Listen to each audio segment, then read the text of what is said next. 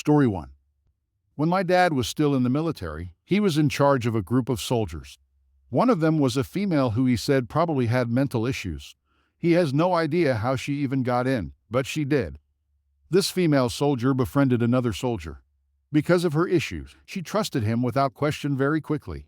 Eventually, she trusted him to drive her car and get some money out of the ATM for her.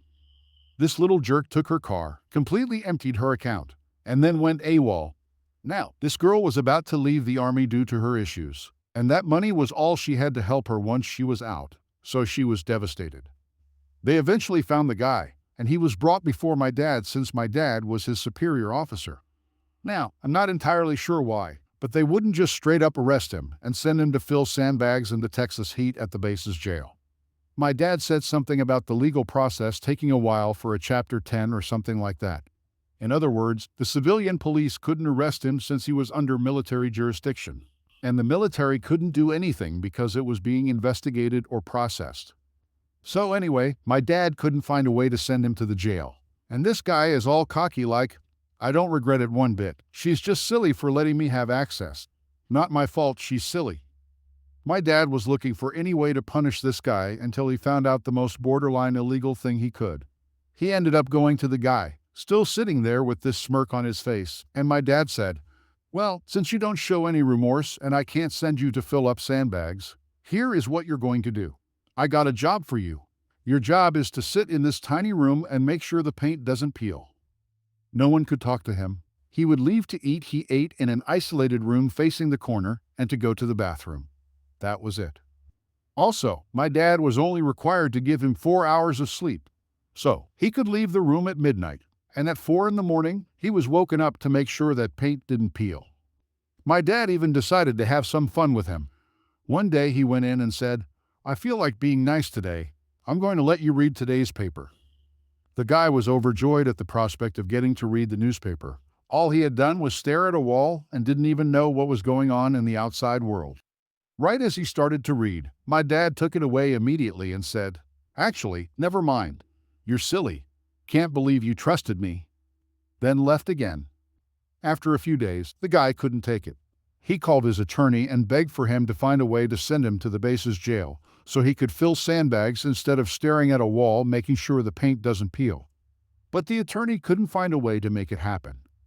Eventually, they were able to discharge him from the army. My dad's second-in-command had to escort him to the front gate to officially release him. What the jerk didn't know was the civilian police were finally able to get a warrant for his arrest for stealing that poor girl's money. So, the whole drive, this cocky guy is like, yup, soon I'll be out and I can tell you how I feel about you, yada yada. And the second-in-command is like, yup, you can say whatever you want. When they got to the gate, they released him, and the second-in-command was like, well, you're out of the army now. You can say whatever you want. The jerk opens his mouth to speak, but the second-in-command goes, wait, just one more thing. Gentlemen, this is the man. And the 2 civilian cops who had been waiting out front immediately put him in cuffs. My dad's second-in-command leaned into the guy's face and said, have a nice freaking day. Then laughed hard. Story 2. I owned a dirt bike, a Yamaha 250. I don't remember what model, and I wanted to sell it to get a better one. It was a nice bike, an aftermarket exhaust, headlights, some aftermarket suspension, an upgraded engine, a really good seat, and brand new tires. The bike was in good shape and was worth 4,000 euros. Some people came and went, and then this family showed up. The typical I'm better than you type of family. They asked about the bike and how long I owned it. I answered all the questions, then they asked me to start it. There was no gas in the bike, so I went to my garage to get some. After I got the gas can, I saw them driving off with my bike on the back of their car. I was furious, then I remembered I have a tracking device on it, so I took my phone to see where they are. They lived about 15 kilometers away, so I started planning. I wanted to sneak there, take my bike, and drive off revving the life out of my engine. So, I did it. I went with my friend, who drove me there in his car. I knew it would be missing something like fuel or battery, so I prepared something and drove there at about 11 p.m. My friend dropped me off and drove a bit away so he wouldn't draw attention. They had an open garage, so I went in and saw it. They had spray painted it black, but they only painted the plastic. I went to look at the vehicle identification number. It was a match. As I suspected, it had no fuel, so I filled it up. After checking for anything missing, I found some rattle cans of black paint that they used to paint the bike. You can see where this is going. I took the cans and spray painted everything as I was done. I got on my bike and got ready to drive off, and the battery was dead. I changed the battery, and at this point, I was in this garage for about 30 minutes. I again got on the bike and started it. I revved my engine and victoriously wheelied out of there. I saw them running out of the house and trying to chase me. I got back home, and the next day, I peeled off the paint. They didn't know how to paint something with a rattle can, but I sure did. The paint came off, only damaging the stickers I had on it. After a day or so, I saw a post on Facebook and clicked on it. It was them posting pictures of how their property was vandalized and how they had to pay at least €1,000 to fix the damages. It was a lie, as it would have cost them around €200. They said how someone stole their dirt bike and some other stuff that was worth at least another €3,000. No, I only took the bike, nothing else, so they are lying. Also, they showed every single photo except one. The sign that said thieves. Story 3. This story begins almost a year ago. I received a call from an unknown number on my cell phone. It was an automated message to call an 888 number in regards to serving me papers. I knew right away this might have been a collection agency. I Googled the number and confirmed it. Now I have to disclose I did have identity theft almost 20 years ago. To this day, I occasionally get calls from collection agencies trying to collect on some debt from over 20 years ago that was cleared. Now, most of the time when I get these calls, I ask for their address to send in a dispute letter, including the accompanying data for proof that I had identity theft. Granted, they should not be calling me, but they apologize, and I don't get another call. Plus, they usually mail me back and say they closed the account. Well, I went to call this person, and I gotta say the call was interesting. This woman answered, and I gave her my information. She started rattling off a debt that was back in 1995. I let her finish, and I told her that I had no knowledge and there was identity theft. And as soon as I said that, she freaked out. She kept saying she knew the debt was mine and I was going to pay. I kept telling her that I wanted to mail a letter, but she flat out refused. When I told her I knew my rights, she said that I had the right to pay the debt. She then said that she was going to put a lien on my huge pretty house, her words, and she was describing the house to the letter. She also said she was going to put a lien on my Lexus that she sees in the driveway, and she said that my gate in the front wouldn't stop the repossession. She then hung up. Now I know better. All she did was get my info from public records and then saw my house on Google Street View. My guess is that she tried to push this intimidation on other people that didn't know better. So far, it appeared to be a very disreputable company. I also had phone recordings when I called in, and they were legal, as I asked her if phone calls could be recorded for quality control purposes. She said, of course, and I said, thank you, I'll take that as my consent. I would have just let this go and just say this lady was crazy, but I kept getting the automated phone calls, and I couldn't block them as they were unknown. I Googled the company, and I thought they were in Ohio.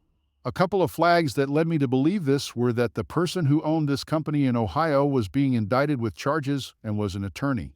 I placed a complaint with the Ohio Attorney General. They couldn't find any information on what I was submitting. They did call the phone number I gave them, and the Attorney General told me they would stop calling me.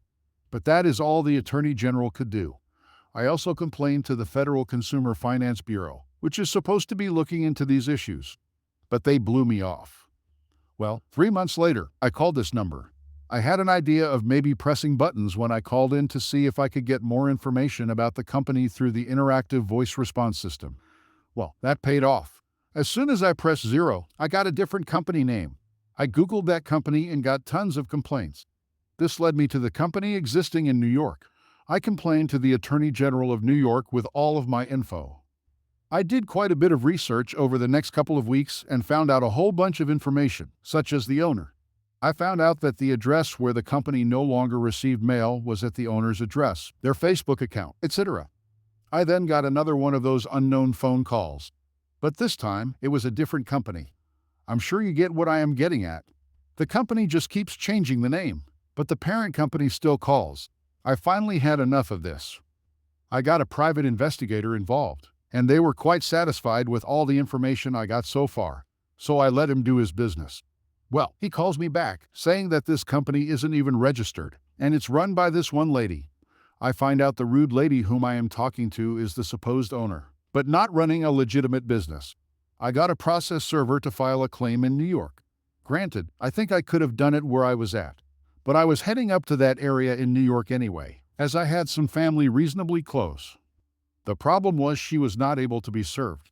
The house which she owned, she was not able to be served at. Either she was not there or was staying somewhere else. Well, my private investigator started sending out friend requests to her and the people on her friends list. Well, her friends, and then she accepted the Facebook request. My private investigator found out that she cheated on her partner about a month ago since she posted that stuff. The private investigator gave me an idea of trying to reach her partner, and if he could lead us to serve her, I would give him $500. Well, we did that, and sure enough, we were finally able to serve this lady at her parents' house about 20 miles from where she was. I flew up to New York, and since it was small claims, it was just me and this lady. For some reason, her mother was there too, but she was not representing. I gave the judge all of my info I had over the months and how she broke the law. She broke debt collection laws and made threats over the phone. After the judge heard all the trouble I had with these calls and how she hid her identity purposely, the judge gave me the maximum amount of $3,000. In New York, small towns and villages are limited to $3,000. After the case, I heard her mother loudly whispering, but I heard it. "You better hope he doesn't take your house. Your great-grandfather built this with his own bare hands." I was thinking, it would be sweet revenge if I could actually put a lien on the house. Well, lo and behold, I found out the house had a second mortgage attached to it. With the property value of the house, and if it sold, I wouldn't end up getting the lien money since the secondary mortgage was almost as much as the house. I was then contemplating how I was going to get the money from this lady. My private investigator called me 5 months later and said her house was going into foreclosure. I got a proxy to bid for me, but as in most foreclosure actions, the bank buys it back as a real estate-owned property. I decided to send in a lowball offer to buy the house a couple of months later. The bank accepted my offer. My guess is that it's a small town, and trying to get the right market was an issue. You may be wondering why I even bought this house. Well, here's why. This witch threatened to put a lien on my house with no merit. Well, guess what? I freaking took her house. It was completely worth it. It didn't cost me too much, and I had the money. The house is actually in decent shape, just a little small. Plus, it will be a nice summer home when I go to visit my relatives. Oh, and I decided to rub salt on the wound. I sent a letter to her parents' address letting them know I took the house.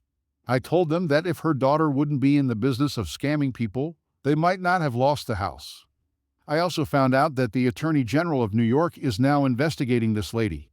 I hope they throw the book at her. Not going to mention the collection agency, but if you stop getting phone calls from them, you're welcome.